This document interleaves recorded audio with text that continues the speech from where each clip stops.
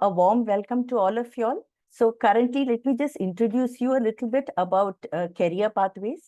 I'm sure you must have heard of career pathways and you would have, you must have definitely have your dreams and you know that you've come here to ensure that your dreams come true. So basically, Global Nurse Force, we've been into the recruitment for the past 2 decades. And Career Pathway is a training and development division of Global Nurse Force. So this webinar that we are hosting today is mainly in collaboration with the Archer Review, and we have few eminent speakers in today's webinar.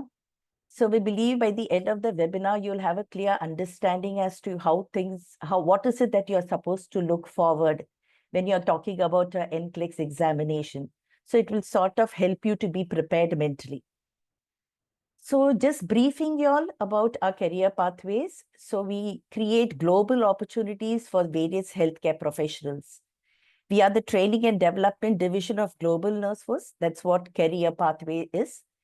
And we have our headquarters in Southern California and offices across UK, India, and UAE. We provide world-class training that helps you and all other professionals to enable yourself to come up in a very top-tier health roles across UK, USA, Germany, Ireland, Singapore. So we have a lot of training programs that we are doing and much more in pipeline. So basically, our training programs include IELTS, OET, PTE, German, NCLEX-RN, CBT, interview training, and many more. So today we'll be basically focusing on NCLEX-RN, as we know that is important point before you actually start your procedures for going to USA. It has been believed by many of the nurses that it's one of the toughest licensure exam. But I'm sure by the end of today's webinar, our outlook would change, and at least we would know what is expected out of us. So I'll just introduce the webinar. So the title of the webinar is Clinical Judgment Made Easy. Clinical judgment, a word which is so scary and everyone talks about it. So here it's going to be made easy by our, we have resource people over here who would definitely guide us and tell us how to go about. And this is basically aimed to help you to learn how to tackle the new gen NCLEX. So this is a special kind of a webinar where you'll actually get an understanding from our eminent speakers. So they would actually tell us how to handle this, what is the difficulty level, and what is the approach. So first, I would like to invite Ms. Rachel Taylor. She is the Director of Nursing at Archer Review, and she would be briefing us in short about few of the aspects of NCLEX exam. Rachel, over to you. Great. Thank you guys so much for having me. Let me make sure you can see my screen okay. Everything look like it's working for you guys? Yes, ma'am. Perfect. Let's go ahead and get started. So I'm going to be talking about standalone NGN items. So standalone NGN plus your unfolding NGN make about 20% of your NCLEX exam. And there's a few tips and tricks to really help you get these standalone items correct. So we're going to go ahead and we're first going to take a look at a bow tie. And whenever I do a bow tie, what I really like to do is first look at the potential options or answers. So we're going to do that together. So it's saying that this is either going to be Graves' disease, Cushing syndrome, hypothyroidism, systemic lupus, or adrenal insufficiency. So these are the different potential conditions the case is going to be really referring to. By us looking at this first, it's going to help point us to what areas we want to pay attention to. So let's go through this nurse's note together. The client reports significant fatigue that has worsened over the past 8 weeks. And by the way, if you draw on the screen, it'll draw on mine too. So just a heads up. All right. So over the past 8 weeks, additionally, the client reports constipation, hair loss, and a 3-kilogram weight gain.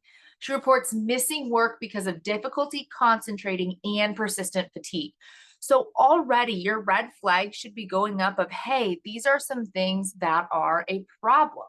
Okay, so I want you to be thinking about, hey, what areas are we like, oh, there's a concern here. The client is alert and fully oriented. She appears fatigued and reports dizziness when she moves quickly. Periorbital edema, various bruises, and facial swelling were noted on assessment. Peripheral pulses were intact and weak, and the client denies any pain. Okay, anything you guys notice as a theme through our nurses note?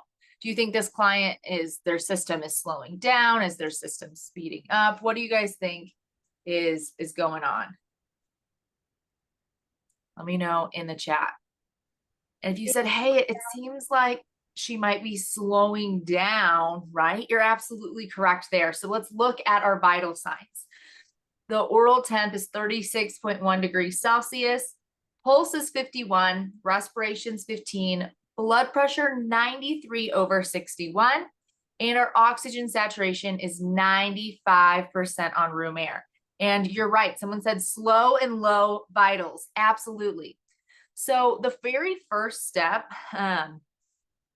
then is to go ahead and to look at our vital sign, or sorry, our labs here.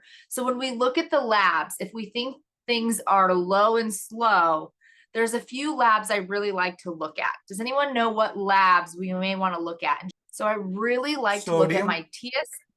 Okay, so sodium, that's good. I like that. Sodium is one I'd want to consider. The sodium is slightly low here, but I don't think this is the cause of everything slowing down. But someone said the thyroid levels, absolutely. So our TSH, our T3, our T4, I want to see what are they doing. So I see that my TSH here is high, okay? So my TSH, it's elevated. And then when I look at my T4 and my T3, they're both low. What that tells me is our client likely has, hint, hint, hint, we'll see on the next slide.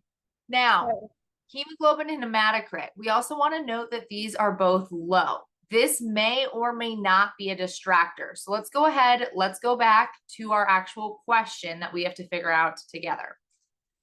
So what potential condition do you guys think is going on? Graves' disease, Cushing's syndrome, hypothyroidism, SLE, or adrenal insufficiency? Now, another good, absolutely. You guys are getting it. You guys are on the ball. So let's think about this for just a moment. When you see two options that are opposites, Graves' disease is hyperthyroidism, and then we have hypothyroidism. These two are opposite of each other. I'm drawn to them. And I know hypothyroidism, we see that things are low and slow. So what I would want to do is I would want to go ahead and I would want to choose hypothyroidism. Now, after I have the potential condition, we always want to start in the middle, because if we get this one wrong, we're going to get the others wrong. So now let's look at what actions we should take. So what do you guys think? If someone has hypothyroidism, do we want to do 1, 2, 3, 4, or 5? And you're going to choose 2 of them and drop this in the chat instead of coming off mute. Just drop it in the chat. Okay, one of you is like, hey, we absolutely need levothyroxine here. And you're correct. Why? Levothyroxine is synthetic T4. It's giving our client more T4. And then several of you are like, hey, what about those fall precautions? Absolutely. Our client's at a risk for fall here. We want to prevent that. And then what parameters would you want to monitor? And let's do 6, 7, 8, 9, or 10. What parameters do you want to monitor here?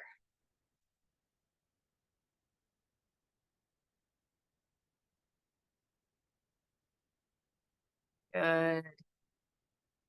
Okay, vital signs. We saw that those were off. So absolutely, vital signs are one of my priorities here. And then we already said that our TSH, T3, and T4 were off. So we also want to make sure that we're monitoring those. Now, several of you are like, wait, why aren't we monitoring intake and output? That's not a huge priority for hypo or hyperthyroidism. Usually intake and output are a bigger deal when someone has diabetes insipidus or SIADH. Then I would really care about intake and output. Cortisol levels, that's going to be more when someone has either Addison's or Cushing's disease. that I would want to check out those steroid levels. Very nice job. Here's what that one would look like. Scoring on a question like that, it would be worth a total of 5 points. You get 1 point for each one you correctly put. So you don't have to get it all right to get the points, but you do want to start at the center because everything is going to stem from what that potential condition is. Great job on those questions. All right. Now our next one we're going to have is going to be extended multiple response. So let's go ahead and let's just take a look at our question here. So the nurse is caring for a 67-year-old client in the medical unit following hemodialysis. The nurse reviews the nursing note, vital sign assessment, and medical history. Which clinical data is most concerning to the nurse? Okay, so we're going to go back. We're going to figure out what are we most concerned about here, okay? So our client returned. Oh, let me get those marks off the screen. There we go. If you draw on the screen, by the way, it's going to show on mine. So try not to draw on your screen. Client returned from hemodialysis via the stretcher to the assigned room. The client was alert and oriented ×4, denied any pain. He stated he felt tired and dizzy. The client reported that the dizziness occurred if he quickly changed positions. The client was assessed and vital signs were obtained. So we've got our temperature at 97, our pulse is 94 but irregular, respiration's 14, blood pressure 91/58, O2 stat is 92% on room air. Assessment, they're alert and completely oriented, reports dizziness. Pupils are equal, round, and reactive to light. Peripheral pulse is intact with no edema, S1 and S2 heart tones. Positive bruit and thrill in the left arm, AV fistula. Gauze dressing applied that is dry with scant amount of blood. Diminished lung sounds with an occasional cough. Normal active bowel sounds in all quadrants. Anuria, warm and dry. Okay, now we have this medical history. This medical history is so important because it's going to tell you what is expected and what is unexpected. So we have end stage renal disease, uncontrolled hypertension, COPD, hint, hint, hint, and atrial fibrillation, another big hint here. So now that we have this med history, some of those findings may not be abnormal. So let's go back to this question and let's figure out what are you most concerned about. Okay, we're just going to take these one at a time. Yes, we're concerned, or no, we're not concerned. So in the chat, I just want you to put a Y or an N. AV fistula assessment. Were we okay with that AV fistula assessment and what that looked like?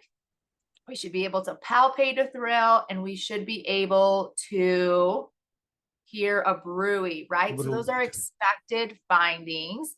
The scant amount of blood, totally okay. Now, if it's like bleeding all over the place, then a concern. So we're good with A, no concern there. B, our oxygen saturation. Hold on, guys, they're at 92%. Is this expected or unexpected for this client? It's expected. Why? Because of the COPD diagnosis. If that wasn't there, I would totally be choosing it. But because they have COPD, totally fine. I'm good with it. How about that pulse being irregular? Are we concerned about an irregular pulse? No, pulse is a concern. He has atrial fibrillation. You're right, because he has AFib. So because he has AFib, it's expected, right? There's not a concern here. Now, how about that blood pressure? That blood pressure is starting to get a little soft. What do we think about the blood pressure? So in ESRD, hypertension is accepted, but he is hypo. Post-dialysis Good, is absolutely, you got it. They're hypo here. And so because they're hypo, we're concerned that blood pressure is getting too soft. I'm choosing D as our first answer. Now, how about that neurological assessment? Absolutely. We want to make sure that we are choosing this as well. Yeah, he said And then dizzy our and Yes, we are choosing because low blood pressure and as well as saturation decreased, dizziness, fatigue. Good, absolutely. The dizziness, the fatigue for the neurological assessment. When they change position, they're having problems here. And then that temperature was good. What about the anuria, the lack of urination? Are we concerned about this at all? Because the kidneys, right? We're an end-stage renal disease. Absolutely. And our kidneys are suffering. They're not going to be able to make that urine. So D and E are the correct options here. D and E. Very nice job on that one. So our next question type is a matrix multiple response. So a client arrives at the clinic with his daughter reporting memory impairment. So we're just going to take a look at what this question is looking for. And it just wants us to mark, is this consistent with delirium or is this consistent with dementia? So let's go ahead. Let's go through this case. We've got a 71-year-old male arrives with his daughter with concerns about memory loss. The client's daughter reports that he's forgotten key dates such as birthdays and his wedding anniversary over the past 6 months. She emphasized that previously he would never forget these dates. Further, the client's daughter also reports that driving has become more difficult and that the client has been involved in 2 minor accidents over the past 6 months. He's also misplaced 3 sets of keys, and the daughter describes her father's judgment as declining, along with his memory. The client's daughter is concerned that her father may have dementia. The client is alert and fully oriented, hint, hint. The client has difficulty with remote memory questioning. Immediate and recent memory was intact, and the client denied any pain or physical symptoms, stating, "I'm here because my daughter insisted." Now, just a little trick I have with remembering what remote memory is. It's like going to a remote location. It's very far away, where our immediate and recent memory is close. So let's go ahead and let's take a look at this. And we're just going to label this as category 1, and this is category 2. And if it's both, you're going to put a 3. I just want you to use the chat for this for sake of time. So the onset of symptoms is months to years. Do we think delirium 1, dementia 2, or both for 3? Okay, you're right. If you said that, hey, this is consistent with dementia, months to years is dementia. Delirium is going to be more short term. Now, may be caused by uncontrolled hypertension and diabetes. 1, 2, or 3. Good.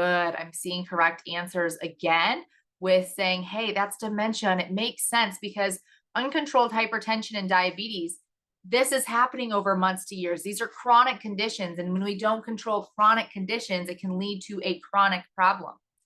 Progressively worsens, delirium, dementia, or both. Good. Absolutely. You're correct if you're saying dementia again. How about memory impairments? Delirium, dementia, or both? Memory impairments. In both delirium and dementia, we see that they're going to struggle with memory. But delirium is going to be short term. And when we think about this, may be caused by fluid and electrolyte imbalances or an infection. Do we think delirium 1, dementia 2, or 3 for both? Yeah, you guys are saying 1. I want you to notice that a fluid and electrolyte imbalance or an infection, these are short-term problems. Delirium is quick onset when there is a short-term issue. Now, may cause impairments in judgment. 1, 2, or 3. Good, absolutely. That's happening with both of them. And then altered level of consciousness. What do we think on this one? Yeah, absolutely. We're correct if you're saying delirium. Now, how do we know that? Our client who had dementia had a regular LOC. They were alert and fully oriented. And that's why sometimes when people have dementia, only their loved ones, the ones that are closest to them, start to notice it because they can appear very, normal, like they are remembering things. And typically it's those closest to them that will first notice the symptoms. How scoring works on an item like this is you get 1 point for each correct X that you put. You get minus a point for each incorrect X that you put. So my advice is to choose what you're confident in and what you're sure of. Now, this type of question is a drag and drop. So how it works is you would choose one word from the first list here to go in the first blank, and then you would use one for the second to go in the second blank. You do have to get both correct to get the point. It's considered rationale scoring. So let's look at this together. We're going to take one condition and one assessment to fill in each blank of the following sentence. Immediately following the placement of the epidural, the client is at highest risk for what, and the nurse anticipates a prescription for what. So just take a look at our case. We're going to go through the case kind of fast. We have a 31-year-old prima gravida at 38 gestational weeks, 100% effaced and 2 centimeters dilated. Contractions occur every 15 minutes, lasting for 20 seconds. The client reports that the contractions are becoming more painful and alternate between cramping and pressure. Informed consent was obtained by the physician for a planned epidural catheter with the administration of analgesia. Signature was witnessed by the RN. Continuous external fetal monitoring was applied. Normal variability was noted with a fetal heart rate of 110 to 130. So then we've got our pulse, our respirations, blood pressure, O2 sat. So what do you guys think? After an epidural is placed, what's our client at highest risk for? Remember, hint, hint on those opposites. And let's just label these 1, 2, 3, and a prescription for 4, 5, or 6. Good. So right after it's placed, their highest risk is 2 for hypotension. And so to prevent that hypotension, we're just going to do a saline bolus with 5. Very good job on that question. All right. And our very final question is just a highlight the text. So let's do this last one. Our nurse is assessing a client with type 2 diabetes mellitus. Click to highlight the findings in the nurse's note that indicate they're not meeting the treatment goal. So what we're going to do here is I'll pause after each sentence, and I want you just to say yes, highlight, or no, don't highlight. The client reports full adherence to his prescribed metformin and glipizide. Yeah, we don't need to highlight. That's a no here. It's everything's good. They're meeting the treatment goal. There's not a concern here. He indicates he was experiencing diarrhea and nausea at the start of treatment, but the symptoms have subsided. What do you guys think? Do we need to highlight that? The symptoms have subsided. Yeah, not needed. We don't need to highlight here. His weight is 259 pounds, a 4-pound increase since the previous visit. What do we think about this? You guys are like, yes, we need to highlight this one. His most recent hemoglobin A1C was 7.9%. Yeah, absolutely. This is showing he's not well controlled, not following the treatment plan. Upon assessment of his feet, no sores or abnormalities were noted. Okay, good. That's great. There's no sores. There's no abnormalities, not needed. He states he's been soaking his feet nightly in hot water. Do we want a diabetic soaking their feet in hot water? I'm going to go with no here. We definitely want to follow up. They can't feel temperature very well in their extremity. This could cause a risk of injury. They're wearing clean cotton socks and inspecting his feet every night. Good, not needed. And he recently trimmed his nails straight across.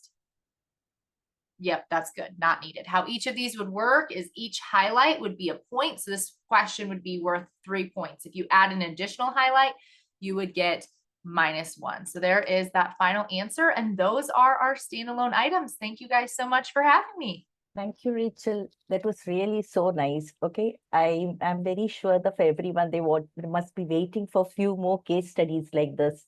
Because as you were taking them through, it was so much of, we could see the involvement from everyone. So Rachel, that was really very nice of you. I now thank you so much. And now I ask Jasmine to take over. Yeah, great to see that whatever Rachel explained in the form of the current NGN questions has been helpful to all of you, and very great to see the interaction of much, Rachel, once again. Let's introduce the next speaker for the day, that is Miss Laveena. So Laveena, over to you. I think everyone in the session is waiting to hear you. All right, sounds good. Let's get into mastering NGN questions, strengthening clinical judgment skills. All right, so today our learning objectives are overview of the next generation NCLEX-RN, identifying key details about the NCSBN NCLEX changes and question types, importance of clinical judgment, understand clinical judgment measurement model, and then apply the clinical judgment measurement model to an unfolding case study set. So what is the next generation NCLEX? You know, everybody keeps talking about this. So this was launched by the National Council of State Board of Nursing in April 2023 to assess clinical judgment. And then this focuses on realistic and real-world scenarios which help clinical decision-making in nursing. So this pretty much takes you one step further and directly measures the clinical judgment, a question that puts the nurse at the bedside using a case study that you guys already went through in our previous session, and an electronic medical record, which gives you all the information and details that you need to know for those questions. That will mimic mostly the real life nursing decision making and help you with clinical judgment. So this was developed the clinical judgment measurement model as a framework for the valid measurement of clinical judgment and decision making in nursing. And if you see over there was so much of research that got into this, and over 100 nursing experts and data analysis from more than 200,000 NCLEX candidates. They got research from all of this, and that's how they got together with these type of case studies. So 20% of the test is in a case study format questions that you saw. So they come as sets and standalone. So you saw some of the standalone in the previous session. Now, what is a set? A set is like set of 6 questions that relates to an unfolding case study. And the sets will only occur in the first 85 questions. And usually a student will receive up to 3 6-question sets. So why clinical judgment matters? Through extensive research, it was determined that there was a gap between the educational preparation in the nursing schools and the real life practice. So newly licensed nurses are increasingly expected to make these complex decisions while caring for their patients without having any clinical experience. So they noticed that 50% of the errors involved the new nurses, and 65% of these errors were attributed to poor clinical decision making. So we know that most of you all who are attending this webinar, I'm sure, are all with lots of clinical experience. So this should not be a huge problem to you, but just to be aware of various techniques to tackle clinical judgment. So it involves recognizing cues, analyzing data, and taking action, which impacts patient outcomes. So we all know that sound clinical reasoning and clinical decision making is largely considered a hallmark of expert nursing, which will impact positive patient outcomes. Now, I wanted you all to just bring you up to speed to this clinical judgment measurement model that's been illustrated on this diagram. I know it looks very complex, but it's nice to understand what it entails, okay? So this illustrates layers of the clinical judgment measurement model. And as you see, it starts from layer 0 all the way to layer 4. So the layer 0 defines like the context of the clinical situation to the most specific contextual layer, which is in layer 4, which involves the nursing clinical decision making. So layer 3 outlines the cognitive aspects of the decision making, which will go into the detail in this session, which are directly measurable and are the basis of the development of the test items and case studies that you just saw a brief overview of. Underlying this model is a nursing process, as you see, and this model measures and derives valid inferences around nursing clinical judgment and decision-making ability of the prospective entry-level nurses. So item types to assess your ability for layer 3, which is the cognitive and thinking skills. So that's the most essential part of your clinical judgment. Now, layer 4, as you see, looks into your cases and questions. There is these environmental and individual factors that you see. Those are in these white and gray circles, because that may sway your decision making. So you want to keep away and stay away from those distractors and focus on the important priority pertinent points, okay? So the evidence-based framework to guide the decision-making in the nursing practice, we are going to look into this 1 through 6 parts of that layer 3, okay? So use the clinical judgment model is what is used to explain these layers. So it involves recognizing cues. So that's the one, as you saw, as you were solving along with Ms. Taylor, you noticed that you recognize the cues. You start wondering, like, something is concerning, something is not expected. Then you go to your next step, which is analyzing those cues, right? Like you think about what could it be? and then you prioritize the hypotheses. It may be most likely this, or I'm concerned about this. Then you generate the solutions. You need a plan to address because you have identified, and now you start working through that process.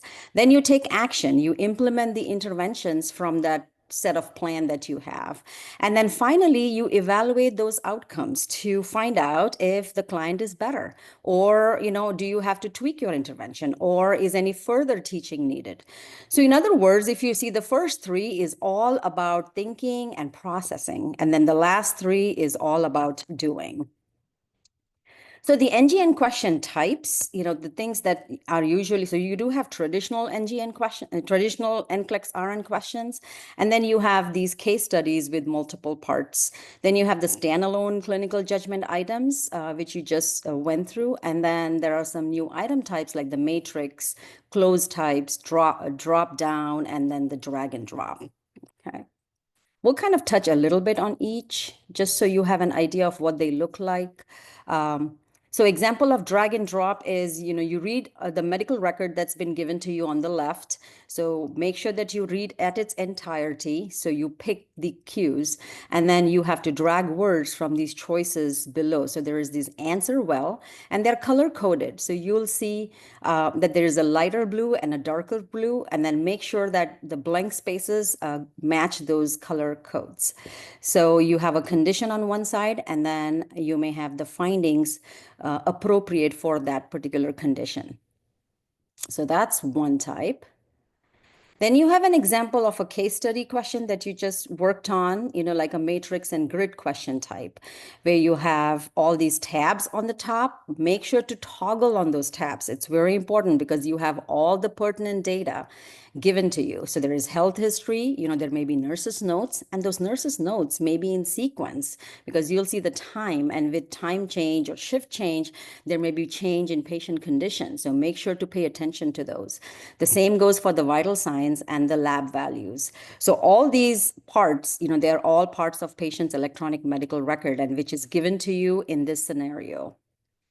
And then you have the questions on the right that you have to answer based on that. So this is just an example of a question in a set, how it looks like. So you'll have, as I said, set of 6 questions, and it starts off on to the extreme right. It will give you the number as 1 of 6, 2 of 6, 3 of 6, so you know. And then the 6th one would be the end of that set. So you have the same case scenario, but sometimes they may add few more things. So make sure to read through the entirety again. I can't emphasize that again, and that enough. Next is, how do you approach these NGN questions, using this critical thinking and then the clinical judgment model. So the most important thing is to read the case carefully. There is no rush. You got to make sure that you focus on the case scenario, identify and cluster those relevant cues. Then you apply the clinical judgment model to guide your thinking, right? Remember that layer 3. Eliminate any unsafe or irrelevant options, because those are your distractors. So the 6 layers, let's kind of go over one by one. So the first one is recognizing the cues. Just a very simple case. Here you have Mr. Thomas, 68-year-old, comes in with shortness of breath, orthopnea, some edema, like about +2. I'm just giving you very few points, but there will be more details in the actual cases.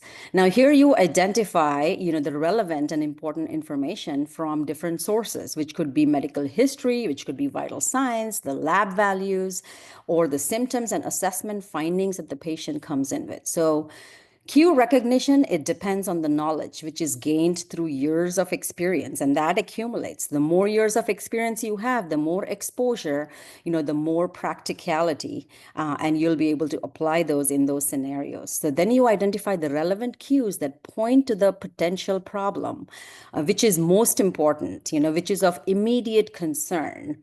And remember, do not connect the cues to any hypothesis yet, because here you just do the cue recognition. And the item types would be highlighting or drop-down cue recognition in this category. Then the second one is analyzing and hypothesizing here. So here the question type would be matrix or multiple response. So this is where you consider, your differential diagnosis, because you are analyzing the cues that you have gathered now. So you develop the hypotheses and possible explanations to those. Like, could this be heart failure? Could this be cardiac, or could this be pulmonary? Could this be pneumonia? So look for the cues that support these diagnoses or the ones that contradict this, okay? And then you narrow things down. So this is where you come down to what it could be. And then the third one is prioritizing the hypothesis. So here you rank according to the urgency, the likelihood, the risk, and the difficulty. So prioritization is the utmost importance here. So what possible explanations are most serious, right? Because patient safety is the topmost priority for you. Explanations that are most likely, least likely. So think about those things here when you're prioritizing. And then comes to generate the solutions. So what are the desirable outcomes? What are the things that you want to avoid? Focus on the goals and multiple potential interventions, which would be connecting to those goals. This could also include, you may need to collect additional information. So remember, so you'll have multiple solutions, but you need to make sure that pick the solution that's connected to those goals and desirable outcomes. Next is taking action. So what actions the nurse has to take, right? So in this case, the scenario that we were talking about, you want to elevate the head of the bed so the patient's able to breathe better, right? So the lungs can expand better. There is better oxygenation. Administering supplemental oxygen to the patient because the patient's short of breath, obviously. And then you notify the healthcare provider, implementing the solution that addresses your highest priorities. And then it could be one intervention, or it could be a combination of interventions that would benefit the patient. Think about how the interventions can be accomplished. So you need to reason through decision making. So it's not just memorizing the textbook points or the textbook concepts, but you need to ensure that you put that, into practice and into that particular case scenario. Next is evaluating outcomes, right? That's the most important thing, because you want to make sure and ensure that your interventions that you have planned for your patient has proved beneficial. So comparing your observed outcomes against the expected outcomes, signs of improvement, or there could be decline, or maybe the status is unchanged. And those you can see also based on the vital signs that they may give you with the time. Effectiveness of the interventions, and then also think about, could there be other interventions that would be more effective? So all of these layers, as we looked into, they all relate to the nursing process. So some tips for strengthening the clinical judgment. The main important thing is keep doing these case-based learning regularly. As you saw, as you unfold these case study, it's going to help, learn better. It's going to help stick those concepts in your minds. Practice the concept mapping. Reflect on your clinical experiences, as most of you all are from varying clinical background, maybe, anywhere from 3 to 5 to 10 years of experience. Use those clinical experiences in your critical thinking. And then use various NGN practice platforms and utilize the question banks. So the more you practice, the more you're going to get better at it, for sure. Looking at common pitfalls and how to avoid them, this is always, it's always there, right? It's not, test taking is always like a huge burden because people get anxious, people get nervous. So the big important thing that you got to remember, that never ever rush through those cues, because sometimes some people just don't want to read through the question, just want to go to the question, read through the case study, but want to go to the question right away.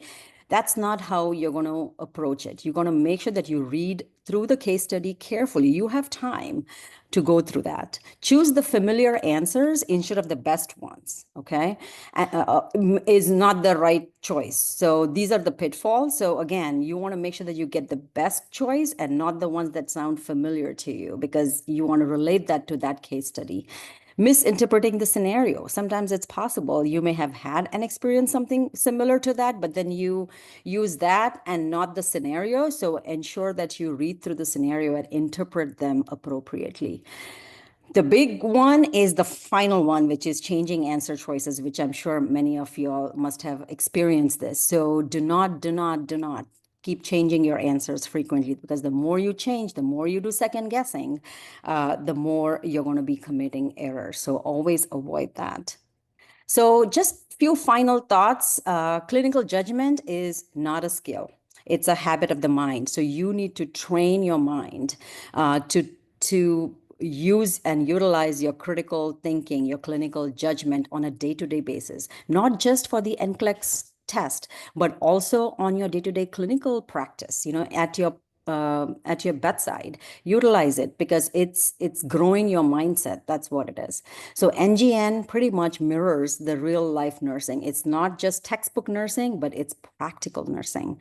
And always trust your clinical judgment, trust your reasoning, because you always have that gut feeling. Always remember that. And that definitely plays a huge role. And put yourself at the bedside when you're reading that scenario, okay? Because that will help you and encourage you and open up your thoughts. And then pause to evaluate the outcomes. Look at what outcomes you want them to look for. So these are just some of the references. And I know this was just a very short, just a tip of the iceberg. Thank you all for listening. Okay, so thank you so much, Laveena, for joining. And I'm sure this session delivered by you has been really informative and useful to our candidates.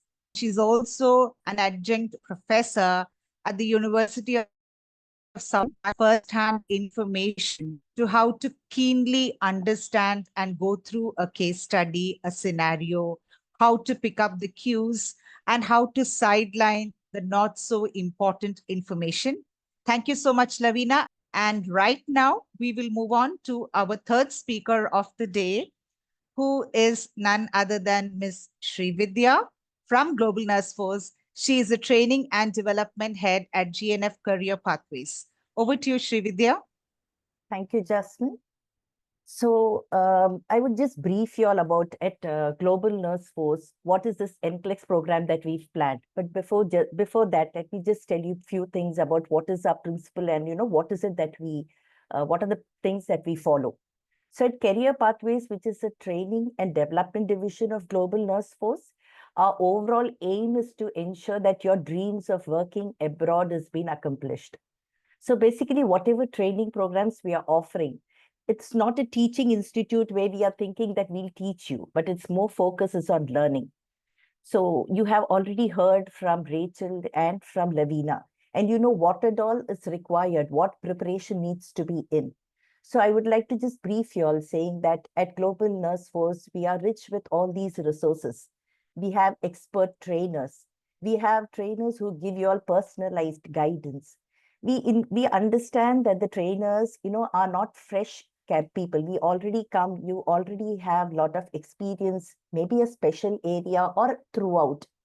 So we focus such that, we cater to the requirement of all the candidates.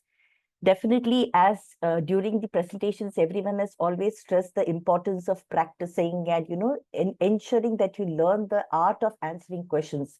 So our program is based on all of this. Let me just highlight you all about the few NCLEX programs that we have at Global Nurse Force. So basically, the reason why we have different programs is to ensure that, the candidates get whatever is required. Like we have individuals from varied background. Some people might be expertise in their clinical areas. Few people might not have that much of exposure.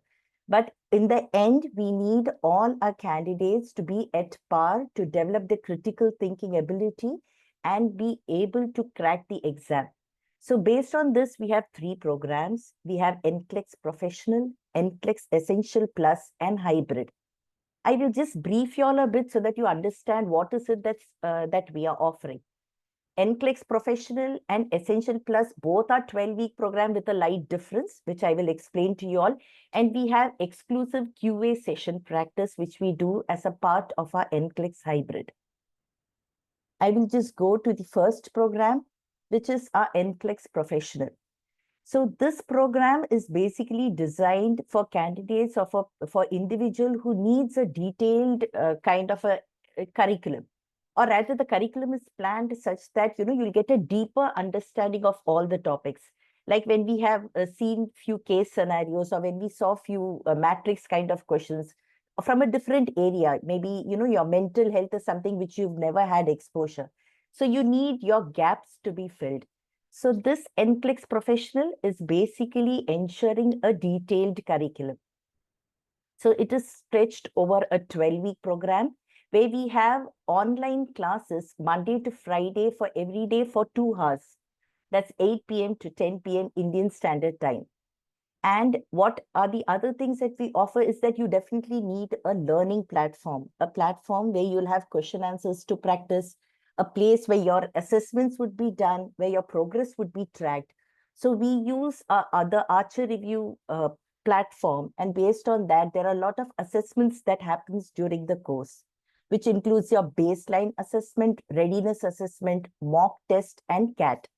So all this put together, the NCLEX professional actually will give you a holistic view. We track the candidate right from the start till the end, and we have our mentors who would be also hand-holding them. So this is in brief about the NCLEX professional. Now, there are few candidates who feel that 8 p.m. to 10 p.m. Indian Standard Time is not something that I'm always available. So then we have few options where, we provide to the candidates recorded sessions. So this is how the NCLEX professional has been running. The second program that is that we have is the NCLEX Essential Plus. So like how I told you, in case we have had candidates who always insisted on live classes, where they want to see the trainers giving more examples, there's more interaction that happens. So this NCLEX Essential Plus is formed, keeping in mind that the nursing fraternity would have a different shifts. It might not be possible for them to attend the class at a particular time. So this NCLEX Essential Plus is based on anytime learning concept, where currently we have 2 slots that we've kept. The candidates would get a schedule and they can select which slot they wish to attend. This is also over 12 weeks, where 12 weeks is divided in such a way that the first 9 weeks are topic-specific training, where you would get a brief understanding of different conditions and different, different areas which needs to be, you need to practice. And follow that, the last 3 weeks, we have exclusive QA session. Like we all have understood by now, by the 2 speakers that they said, that it's a matter of practice. You have to learn to develop your thinking in that manner. So keep practicing thinking in that manner, ensuring that, you are a safe nurse when you go to a patient's bedside. All these things, the QA sessions plays an important role. Hence, in the NCLEX Essential Plus, after the 9 weeks of topic-specific training, we have 3 weeks of QA sessions. So this is similar. This is the Essential Plus program that we have.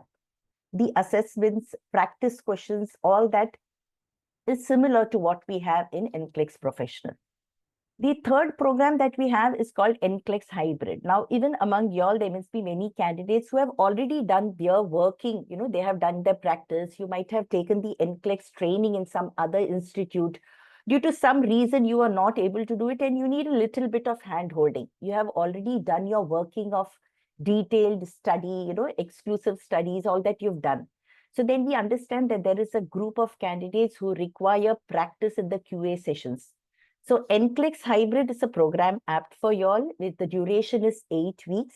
And what we do is we have this hybrid classes 2 days in a week, that every Thursday and Friday for 2 hours each day. So basically in this 2 hours, the entire 2 hours is used for the practice questions, where the trainer and the candidates get a vast exposure of the different types of questions. They learn various strategies, how to answer the questions. So this is exclusively for the candidates who already have a strong knowledge and who want to just improve or just, enhance their answering strategies.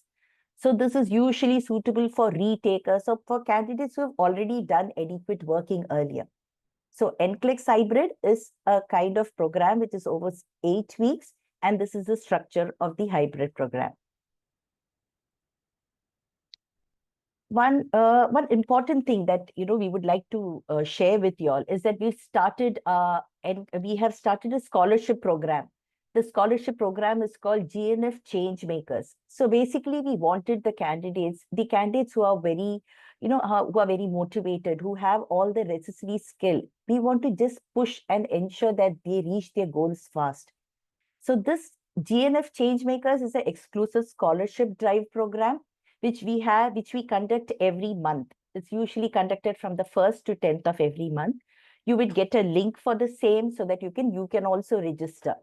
So this scholarship is based on certain eligibility criteria. For example, you must have a 3 years of experience in specialty area, and these are few of the requirements. Along with this, there's a scholarship test, which is a proctored test that is done that you will have to undergo. And based on all this, you are eligible for scholarships varying from 10% to 100%.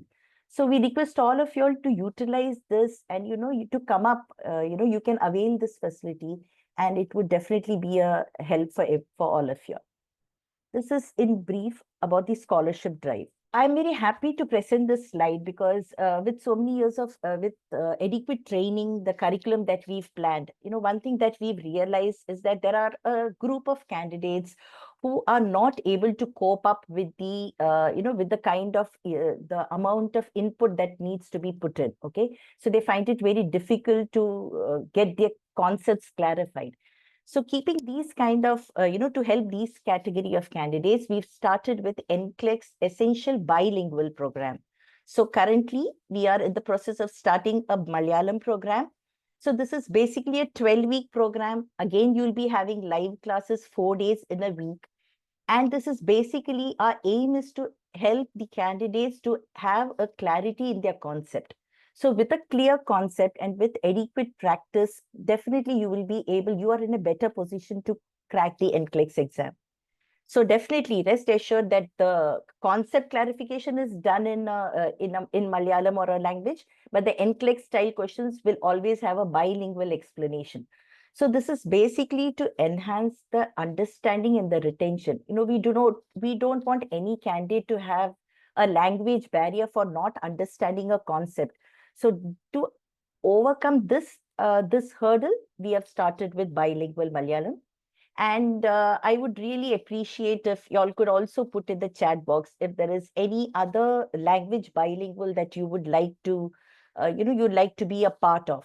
Because we have had a few requirements that we've come, and so we have started with Malayalam batch. So this is about the NCLEX Essential Bilingual Plan, the Malayalam option that we are currently having.